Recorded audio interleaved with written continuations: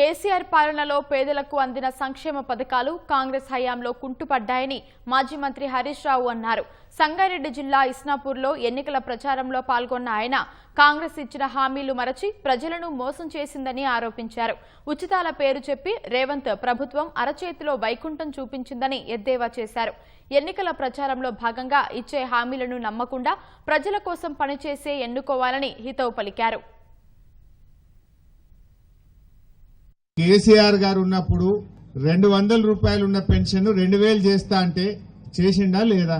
మరి ఇదే కాంగ్రెస్ ఆయన రేవంత్ రెడ్డి ఏమన్నాడు? చెల్లె 4000 చేస్తా అని బాండ్ పేపర్ మీద రాసిచ్చిండు. మీ బిడ్డ పెండ్లైతే కేసీఆర్ 1,116 ఇస్తా అంటే ఇచ్చిండా? బరాబర్ 1,116 వచ్చిందా లేదా? కళ్యాణ లక్ష్మి, షాదీ ముబారక్. రేవంత్ రెడ్డి ఏం చేసిండు? ఇక 1,00,000 కాదు, నేను గెలితే తులం బంగారం కలుపుతా అన్నాడు. కలిపినా బంగారం ఇచ్చుడేమో గాని 80,000కు తులం పోయి 1,60,000కు తులమైందట. ఆ కళ్యాణ లక్ష్మి చెక్ అన్న వస్తుందా సక్క? ఇప్పుడు కేసీఆర్ ఉన్నప్పుడు పెళ్లి అయినాక నెల లోపల 2 నెలల్లో వచ్చు.